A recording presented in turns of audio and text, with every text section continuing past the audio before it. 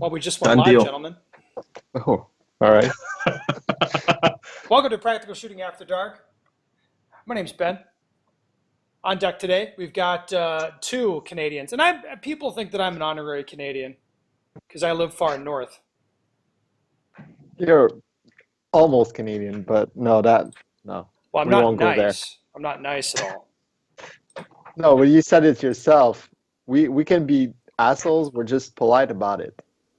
That is true. I'm not polite about being an asshole There you go. when the occasion arises. Okay, so you guys know the rules. Everybody comes here with a topic, but things are getting a little slow here. I know how it is. Just for context for the audience, this is November 15th that we're sitting here recording this. You'll probably hear it, I don't know. I don't remember the dates exactly, but you're not going to hear it for a couple weeks after this. And we have to record stuff early because, I've actually got one of the most complicated itineraries I've ever had. So I'm leaving for a while. And I've actually packed for 3 trips. So I have 3 separate suitcases packed, and I'll grab one for each trip. But I'm not coming back to my house. I'm leaving my car at the airport, and I fly back to my car, change suitcases, and then fly out to another place. You know, you could just do laundry as well. No, it's like I'm going to Russia, so I'm not bringing a gun on that trip. But I'm going to a match in Texas. I'm going to a match in Florida. I'm teaching a class in Arkansas. All before I come home. It's crazy. So we got to record All ahead. right. And we are in that the downtime of the year. Jeff, when's the last time you shot a match? A proper match, I would say end of September. What about an improper match? Do you guys still have your league night? We have league nights, which basically we have 2 indoor bays and about 6 stages, about 130 rounds. We have that every other Saturday night. So that will be all I shoot basically until April. Okay. Yeah. That's not bad. Do you guys have any indoor matches like that, Alex? Yeah, we do. Every 2 weeks, like some indoor club hosts a match, but it's always 4 or 5 stages. Well, It's anyway. hard. It's 100 rounds. Anyways, yeah. Yes. The point I was getting to is there's not really shit going on right now as far as shooting for most people. It's pretty quiet. If you're pretty serious about shooting, your big goal match for the year is over, which for you, Alex, I imagine was USPSA Nationals. that was the match you cared the most about? This year or just This year. Oh no, this year. Well, Canadian Nationals is always the match I care the most about. Yeah, because you got to go get your lunch money there, huh? Yeah, well, I mean, after that, yeah, I guess no, USPSA Nationals was just a first-time experience for me. So I was going there with no expectations. I barely trained for it. I just went and shot it. So no big expectations there. But no, I guess this or I don't know, Jamaica for Pan Americans, which was a fun match to shoot. But yeah, so yeah, it was a busy year for sure. Okay. Why so silent? Well, no. I mean, I guess what I'm getting at is there's not a lot going on, but yet, I think an interesting topic for us to talk about would be off-season training or what you do in the off-season. For example, I haven't had anything really to do shooting-wise that I've had to do for a few weeks, not since USPSA Nationals, but I set up a new reloading press, tested some ammunition, did maintenance on all my gear, been dry firing and switching my focus back to physical training just in the last couple weeks. So I feel like my level of effort is more or less similar to what it always is, but just I'm focused on getting prepared for next year as opposed to building technical skill for this year. What do you think about that? Yeah, it makes sense. I mean, it's a good time to just refocus and just yeah, reground yourself. I mean, it's the same thing. I haven't touched my gun since like USPSA Nationals. I haven't dry fired. I guess I should get back to it, but it's just You know what? I would say no. You shouldn't get back to it. You shouldn't. Not right now. not until I have like a big match coming up, and that's my goal. Yeah. It's good to have an off season. It's good to have nothing going on for a while, for 6 weeks, for 8 weeks, so you don't Yeah. burn out. Jeff, when do you think you're going to conclude your off season? My off season concludes around. You're muted, buddy. My off season concludes around May, I'd say. But Jesus, May? yeah, May, because we still have snow on the ground really the entirety of May, Yeah. and that really doesn't help. So being indoors, even if I wanted to do anything technical, it's difficult being an indoor kind of area. Poor lighting, very limited angles of fire. So kind of Do you have a range where you can do the things? You can shoot I can properly? I can shoot down the line like most indoor ranges. You can use a holster? I can use a holster, yeah. So Okay. to me, I think I won't really have as much of a break as you guys might. So I could still go out and shoot some doubles drills and things like that, which wouldn't be difficult to do. I've been So considering doing that a bit this year myself. To shoot 40. So now that I can actually manufacture ammunition, maybe I want to shoot that a little bit. So Blue Bullets was nice enough to send me. I think they sent me like 30,000 bullets for 180 grain 40 caliber bullets. So if I'd like to shoot me some 40 over the winter, I sure can. I'm more limited by time, but that's pretty much it. Anything else we have going on before we get into any fun topics? So you guys have any of the banter? People love the banter. No? That's pretty much it. The off season. For me personally, it's gonna be like a match once a month with minimal training. But yeah, I still have access to an indoor range where I'll just like Jeff work on fundamentals. Is And this is your nemesis going to be around to shoot against you indoors? sometimes, yeah. You got to watch out for that guy. You know Oh what I'm yeah. talking about. Oh yeah, I know. Mad Max. Yeah, Mad Max. No, yeah, I love that guy. He But won't be taking an off season. I can tell you that. we'll see. Maybe. I don't know. But yeah, so it's just yeah, it's gonna be quiet, but I most of the times I come back to fundamentals, recheck my grip, recheck everything, and try to improve it always. So this is a good time to do it. Yeah. Oh, and the other thing to do, this would be for everybody, something that I'm doing as well, reflect on the season you had on your shooting and think about some things you'd like to do differently for your training next year. If your training next year looks like your training this year, it looks exactly the same, That's not good. I mean, yeah, that's not a good thing. Either you didn't learn shit this year or you didn't do shit this year. One of the two. You know? yeah. All right.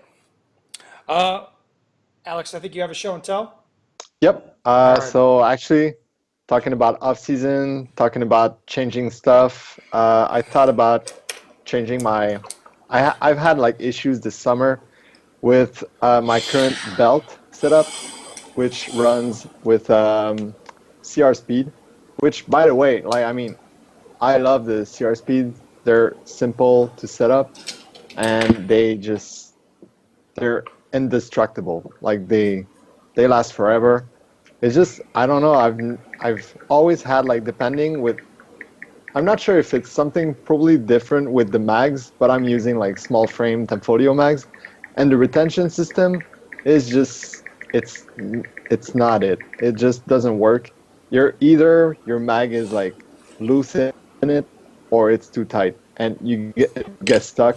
So I got caught up like a couple of times this summer during big matches where I was just grabbing my mag and it would just not move freely, or I would lose it while running. So I made it one match with CR Speed pouches myself. yeah, it's just I don't know. It was just not it. I mean, for me, I was just like my gear needs to work. So I was thinking about going for some other mag pouches. Some people told me these are pretty good. Oh, These so are not so good. what do you have? So where'd you pull it out? Right now, I bought these. The new Double Alpha. I don't know the name. The plastic things, and you can mount those. Are those those are the same as the metal ones, the like the expensive metal ones they had, Yeah, it's the new one. So they're made out of plastic, yeah? no, they're made out of aluminum. These are Oh, the brand new metal ones, the fully Yeah, metal. fully hold on. metal ones, but Hold they on, are I haven't yeah. played with these, so let me go over to benstegerproshop.com. Cause yeah, you guys sell them. Yeah, yeah. I You mean, guys sell everything. people think that, yeah, they sell everything. We're very agnostic. They'll sell shit, all sorts of shit. Magazine pouches. Obviously, I don't know shit about all the gear. I gotta Like, say, I know they about the are Ghost pouches, but I don't know yeah. about the other ones. So I the For gotta the say racer they people, are ones, yeah. are for the these? people listening here, it looks as though Oh, Alex doesn't have any of the color inserts in there. It's just the plain ones. Yeah, mhm. well, no, he asked me for the color one, that like which color I want. I'm like, Wait, so no, these are the everything Race black. Masters? Is it? No, it's the No. newer one. It's the new one that you can Yeah, the Race adjust like Masters are the the old ones. Alpha X. X Oh, yeah, yeah. something. It's called A Alpha. We should really do more pre-show. All right, Should Double Alpha, Alpha X magazine pouch. So the that's it.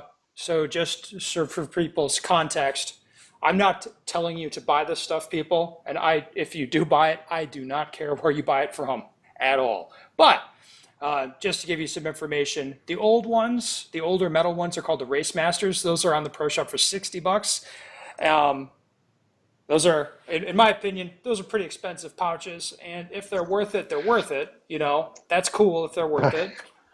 Fuck yeah, they are expensive. I Yeah, gotta they say. are. I use the cheap Ghost ones, which are a little bit fragile. They break sometimes, but I don't care because they're cheap. I mean, that's why I use those. And I like the spring retention in there. Anyway, so the But yeah, Alpha X so mag pouches are on there for $65. And maybe you can get them cheaper somewhere else, but probably not a lot cheaper. I mean, no. the price is typically pretty straight up on there. So what do you like about these, Alex? I gotta say the retention is phenomenal. Like they have like so they're all aluminum, but inside they have a plastic insert, and they're fully. You can customize So like the angle and you just everything. use the twisty knob thing to It's change got the. like the retention. Yeah, it's got a little knob on the I would side. describe this for the audio listeners, but there's really not much to talk about. It's a black mag pouch with a little Oh twist yeah, knob on the side. I'm very boring, so like when they ask me the color, I'm like, no, everything black is fine. Yeah, of So yeah, course, Batman style. but yeah. Anyways, really, what's really big for me is the retention system. Like no matter how the angle you pull the mag Mhm. out, like if you pull backward or front or anything, it comes out the same retention all the time. Okay, so I have two questions about this, and shoot me straight. Like, don't try to be nice. Um, so the angle of the mag pouches is very adjustable, you would say, right? Yep.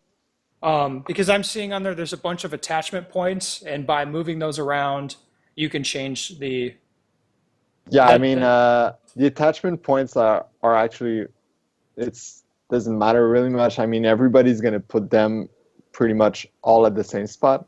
Mhm. But the angle is interesting. You can change the Uh, angle, you can put them like bullets forward or bullets out. and you can adjust it side to side and all that stuff. Yep, everything. It's Okay, really so fully custom, like all yeah, right. fully adjustable. So the main concern I have with fully adjustable stuff is how well does it hold that adjustment? So far I heard like so it's metal on metal, You use yours and pretty hard, right? Did you Loctite it or what'd you do? I will Loctite them. I didn't Loctite them yet. They haven't got loose or anything, Yeah. but they told me like to just really screw them hard, like as hard as you can. Okay. And as far as the fit, They're choose an option. Let me see this. All I see mean, on the site is color options. So are they universal? yeah, they have different inserts like Okay. for large magazines. Everything comes with it, so that's pretty cool. I mean, they're easy to just change the setup, so it's not no big deal. Anyways, I mean, I only shoot tempos, so I don't care about changing inserts. Well, for so people listening, you shoot small frame Tanfo, which is the same as the CZ Yeah. magazines. So for the Yeah. US people, Alex is not using large frame Tanfolio magazines, Nope, which Oh, may maybe. affect your experience. I don't know. I obviously have maybe. not used these. But the whole setup so far, I like it. I mean, it's a you buy once and you cry once. Yeah. I hope so. So So I we'll think see about that. it's $28 for the CR Speed pouches. I think the Ghost are the cheapest. Ghost. Yeah, about like $20. Well, I think the Ghost are like $24. It's called the 360 or something. They'll have goofy names. The ones that I like. Ghost 360 Universal Magazine Pouch. Yeah, I mean, you can get it with a magnet for less money than that thing. Uh, All right, so hey, you're happy with those though. so far I am. So Ghost I three, mean, yeah, the Ghosts are $25.95 on the Pro Shop, which, as I would say, is probably a pretty fair representation for what the price would be. So you'd say those are worth the money? not sure yet because it cost me like what 350. There was a deal. But I in bought them at Canadian money, it'd be Nationals. like 500. Oh yeah, close to that, like 450. That's ridiculous. It's a lot of money. I mean, if they're worth it, they're worth it, right? I mean, yeah. I mean, like when you look at it, people like customize and buy stuff for their open gun, and they spend so much money, and then they buy cheap belt setup or something. So it's just So, I guess it's a mag pouch made for open. well, one concern I have with the metal pouches, which it kept me from ever putting the Racemaster pouches on my belt, ever, is how heavy they are. Yeah, So that's would you say you feel those are too heavy, or they're okay, or you'll get used to it, or what's the deal? I've never experienced the Race Masters, but that Yeah. was a concern, and it's not so bad. I run 4 mag pouches. It's a little heavier than the plastic ones. You run That's four with for sure. with one magnet. Yep. So, but And for the US, we'd probably run five, I would say. yeah, 5 with no magnet. I bought a Five and no fifth magnet. one, Yeah. but I'm not putting it on my belt.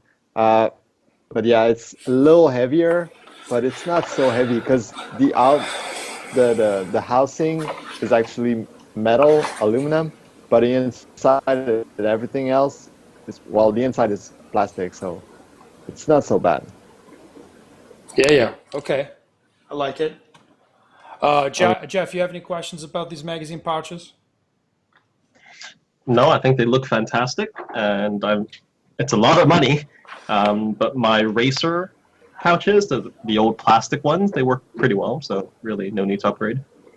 There you go. Well, what would be the reason for buying new pouches, I guess, is my question. I can't think of any reason to buy new pouches, honestly. If they work, as in they don't tie up any of your magazine drawers, then I don't see a reason to. They really don't offer any new features to me. I should change to these magazine pouches just to annoy Tim, because I think I have 6 belts. So Oh, but ask him to set up the mag pouches for you. oh, send me 6 more belts. That's a fucking pain. I gotta say, like, yeah, that any mag pouches is a pain to set up. Yeah.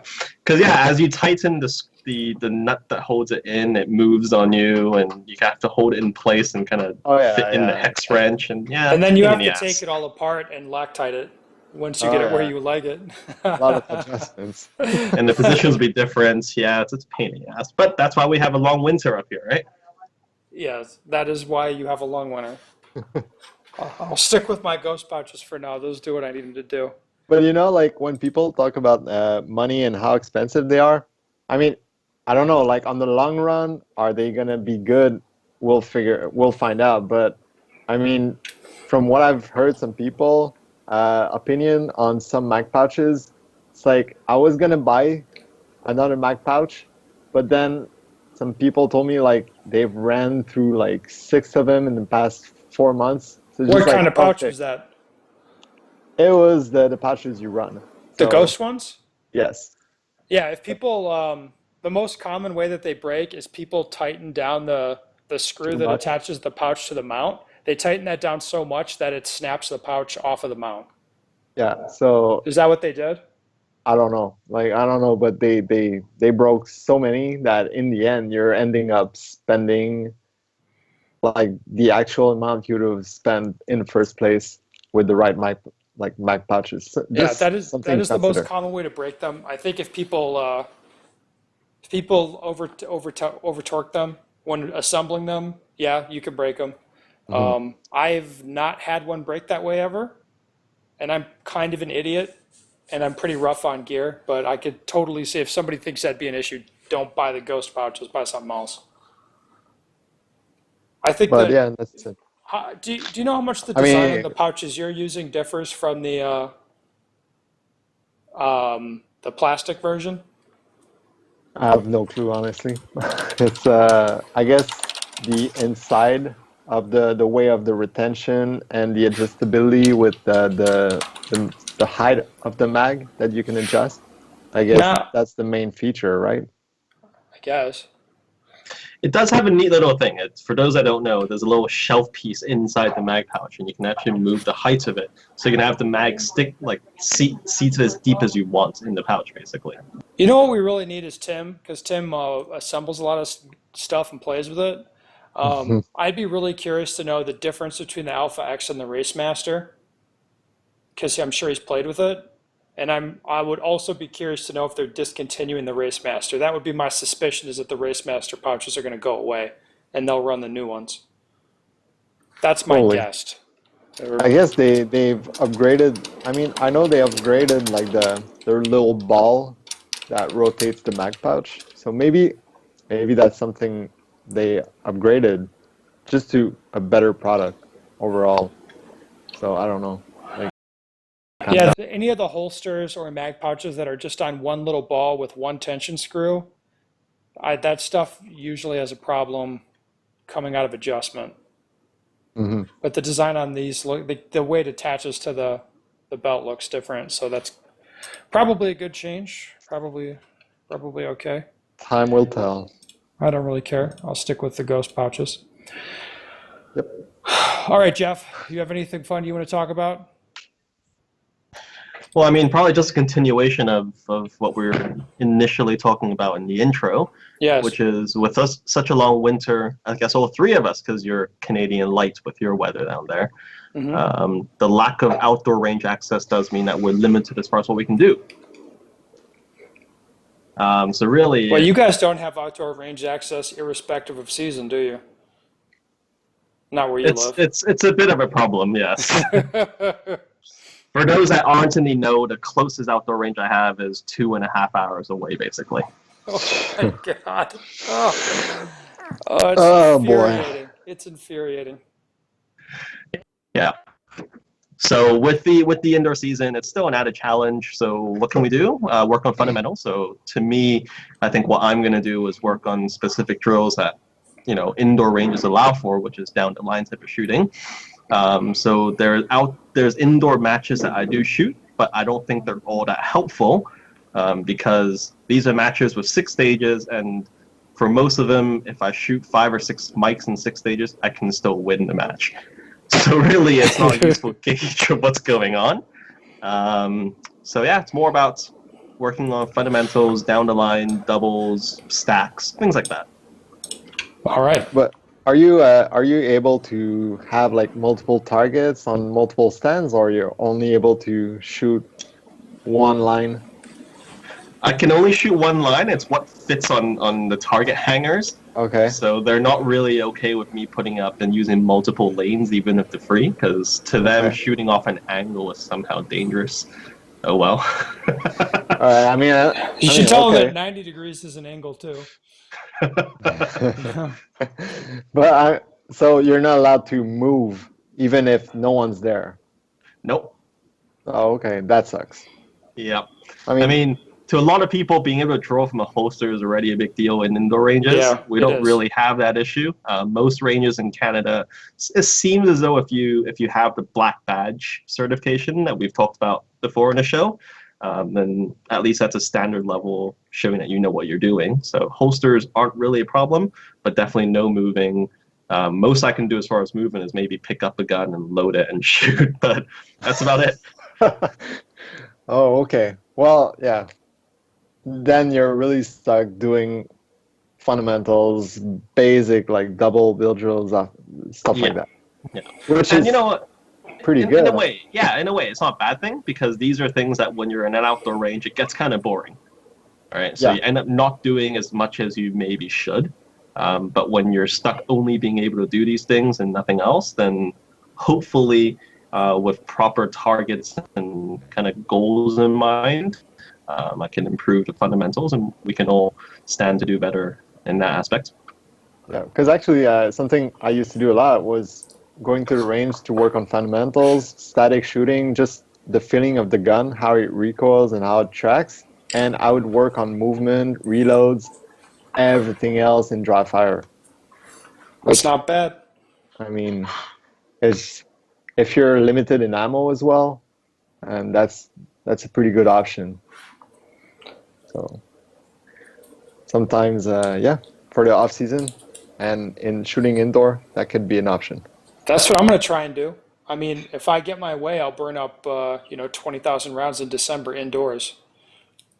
If I can come to an agreement with my closest indoor range for them to allow me to use dangerous items such as holsters, you know?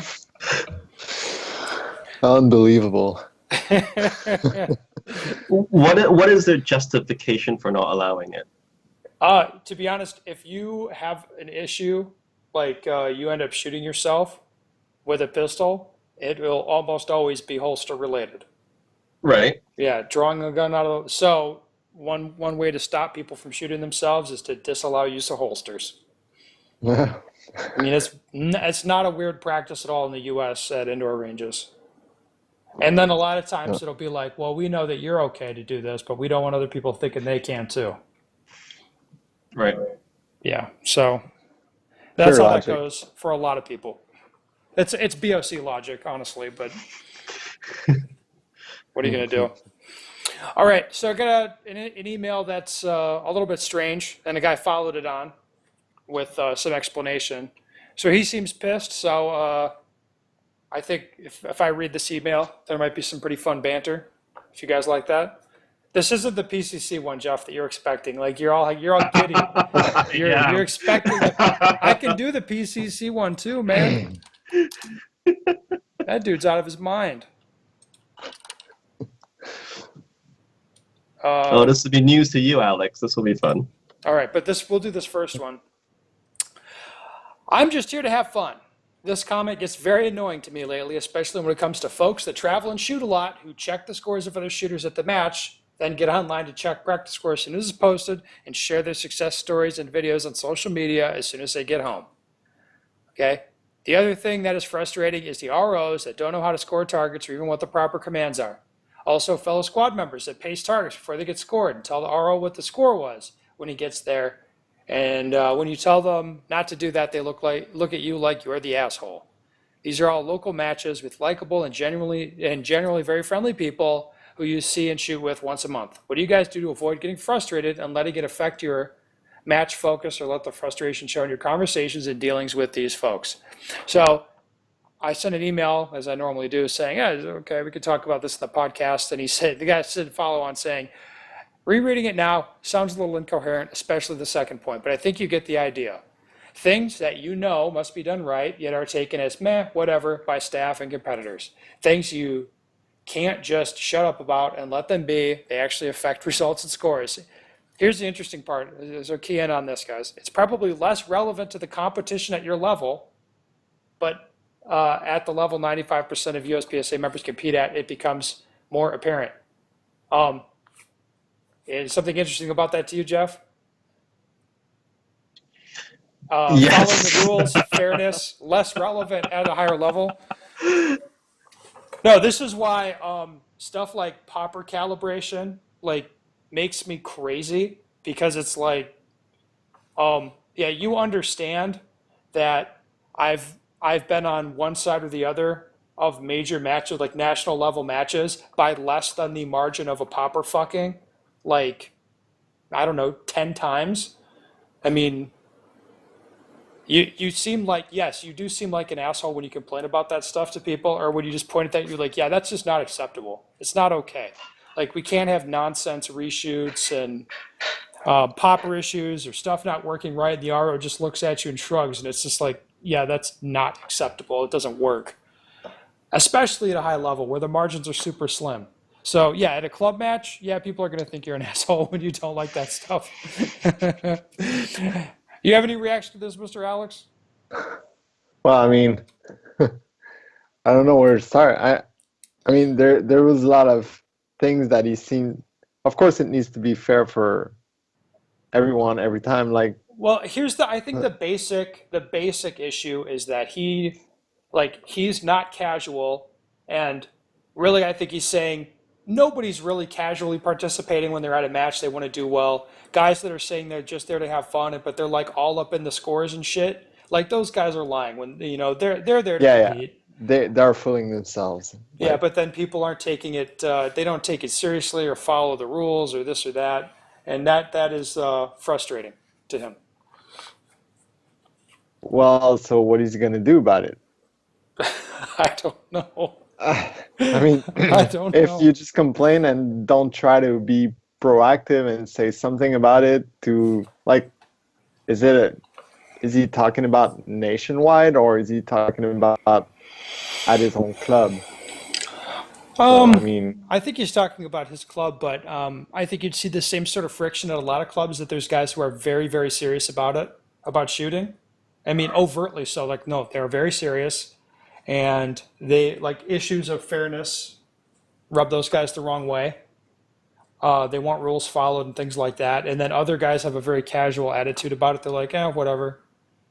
yeah, sometimes I see stuff like locally and like it's ridiculous. It's stupid. Like it's not fair.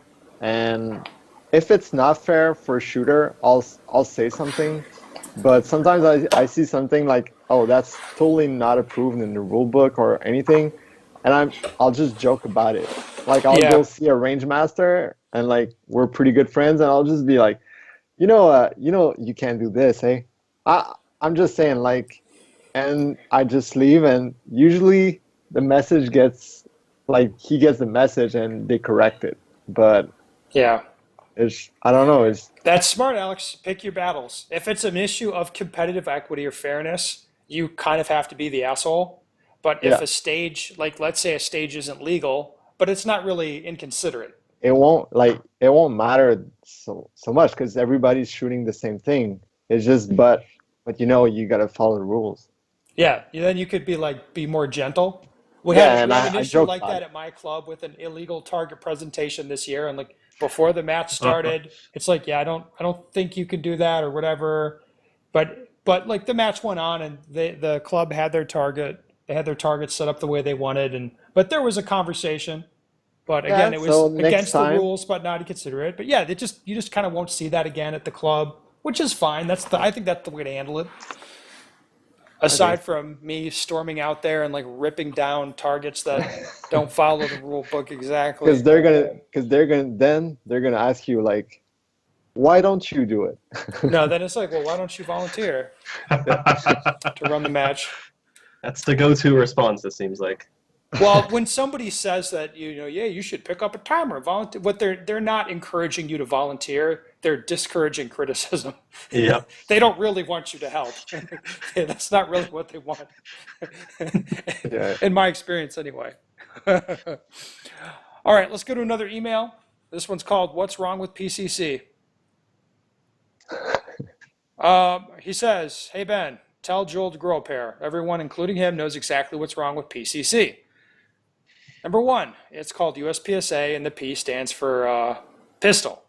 I don't actually think that's true, but just because these cheater guns shoot weak 9mm pistol round doesn't make it a pistol. It's still a rifle, and shooting a rifle at a pistol match is no different than riding a moped in the Tour de France. Okay?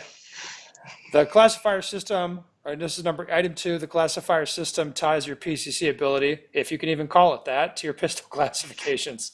I know plenty of guys who make it to the upper classifications of PCC that are now classified in pistol divisions where they have no business being. At the very least, uncouple PCC and pistol classifications ASAP because it's making a mockery of the classification system."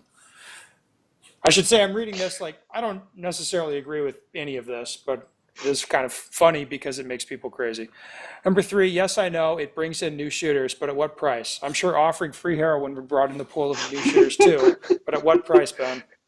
Number 4, I won't even bother getting into the inability of PCC shooters to safely handle their guns before, during, or after stages, or how PCC just generally messes up the flow of the match and screws up the overalls. And it's clear PCC is altering stage design. 5, in short, PCC is like fucking a hooker. It can be fun, but there's no challenge in it or sense of accomplishment.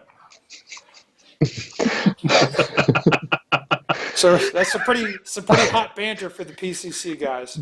Damn. Yeah, it's pretty intense. So what's his question? I don't think that was a question. I think it was more a declaration. It was the That was declarative just statement. I don't know. A comment, yeah. I thought it was funny. I thought it was makes people crazy. So there you go. Read it. Oh, yeah. Well, I mean, it's becoming a division in IPSC as well now. Yeah. But I don't know. I don't know. I mean, I was in Czech Republic last summer for EEO, Extreme Yeah. Euro Open, and they had the PCC division. They did. And a lot of people just did it. It was well run, and I think they loved it. I mean, I don't know. Like, I don't know. It looks, I mean, they're gonna, do I prove it into a match? I think it should be a like PCC match, but the classification system, honestly, I couldn't care less. Yeah, I Like- could not care less about the classification issue. Like, I actually think completely. it's kind of funny. Yeah, Like completely agree. If you want to go in PCC to make grandmasters so you can be a master in pistol, well, bless your heart. If that makes you feel good about it, well, just do it. You'll just look like a fool then when you're gonna shoot a pistol and you're gonna shoot like a B class. I mean, I don't care. But the main issue I have is at this point, aside from like some stages, like I don't care about the overall results. Like, whatever. I mean, who cares? But aside from the stage design getting changed, which I've definitely seen that, and I don't. I mean, it's not pushing stages in a good direction. Let me put it that way. No, and I agree with the match flow. Like right now, it's not. They don't have like strict rules about how the safety table works and everything. So there's just a bunch of bags everywhere pointing at berms, and they just pick the rifle whenever, and they show up to the line. It's a weird flow. Yeah.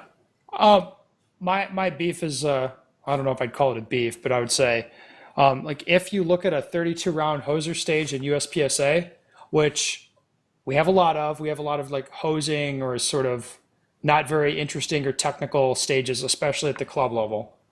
I would like to see stuff. I mean, I shoot at the clubs where the stages typically, tend to be more technical. I like shooting more technical, interesting matches. So with the state of things in USPSA, like having a gun that's, like easier to hit the things with, I'm not really I don't understand why somebody would think that that's an interesting test. I get it if somebody says it's fun, but if people think that's like an interesting test of shooting skill, I kind of like, I don't really get that. I don't understand it at all. So I don't really want those people like having a voice in the organization. Let me put it that way. Like people who are like, yes, this PCC thing, this is the heat as far as like sorting out who's good at shooting. Like, no, sir. No. I mean, unless they adapt it like accordingly. If they have a But PCC only match with the targets, set up, right for further that. and stuff like that, Yeah. there you go. Which Yep, that was the sure. that was the chatter, that was the banter I heard about the Lucas Oil PCC match this year, where it was like a true PCC match, and a lot of guys got caught out expecting it to be a Like all cool USPSA stuff? match. Like the first year it was hosted. Yeah, like a pistol match, but it wasn't. It was like a PCC match, which I think that's way more interesting to me. Oh yeah, definitely.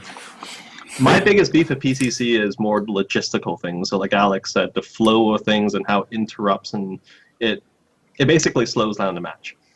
But also in terms of larger matches, say we're talking about Worlds now that it is in the IPSC rulebook. So we're adding 3 new divisions to a match that's already very oversubscribed, right? Or any other level 4 matches, any like Pan Americans, whatever it might be. Yeah. Like it just seems a little ridiculous to me to do that. I think most of the issues really aren't to do with the PCC shooters themselves, but a lot No, can be I think solved it is to do behind with the the scenes. shooters. Yeah. I mean, like match directors changing stage layouts, whichever direction, either making Yeah. things ridiculous for pistol shooters just so that PCC shooters have a challenge, or the other direction of match directors making angles stupid just to screw over PCC shooters. I think neither of these things are constructive or useful in any way. But definitely, I am hearing that that's happening, and I expect to see that happening here in Canada. Yeah. Oh, it's gonna be so much fun shooting PCC in Canada. Like 10 10 round mags mags. with the light mags. But hey, that new guy that just bought an MPX is gonna be stuck with 5-round mags. Yeah. Well, the other thing that's annoying in the here is we have a lot of 3-gun shooters that are coming to USPSA matches to practice now. Basically, to shoot PCC in practice, and that's, I mean, you would think the more the merrier, but it's not. It's not necessarily. It'd be like me going to an IDPA match to practice. You know what I mean? It's like I would go there, and it's like if you ask me what I think, I'd be like, yeah, well, I think this should be a USPSA match, basically. But I'm not really invested in it. I don't really care. Whatever. I'm not. I should have no voice in IDPA, right? Because what I'd really want is for IDPA to be USPSA, if that makes sense. So we Yeah. have some 3-gun guys shooting, like casually shooting USPSA, and if you ask them, like, basically be like, well, I think this should be 3-gun, essentially. He's like, what I want is for this to look like a 3-gun thing, which no, of course that's ridiculous. Like, Yeah, I know. Yeah. I get what you mean. I quite cleverly just don't go to IDPA matches because I'd be like, this ought to be USPSA. And the people, whatever. Enough about that. So anyway, a couple emails there, a couple fun ones. Had some good banter. I think we got to shut it down, guys. Thank you both for coming on. We have an all-Canadian show today, which is perfect, I think. Right? Yeah, it's good. Yeah, fantastic. Everyone's polite. Everyone's polite. Yeah, that's like Terrence and Philip. It is like that. All right, listeners, if you have a question you'd like the answer to, go to benstigger.com, send me your question. If you want to complain about PCC or any other division for that matter, why aren't we shitting on Revolver? Why aren't we doing that? Get it out of here. Send I them want home. to shit. Get out of here. I want to shit on Limited 10. Yeah, Limited 10, Revolver, get rid of them. Get rid of these divisions. What are we talking, like, we got too many divisions as it is. What are we doing here? But anyway, yeah, so if you want to make those points, send me an email. I think that'd be fun to read that.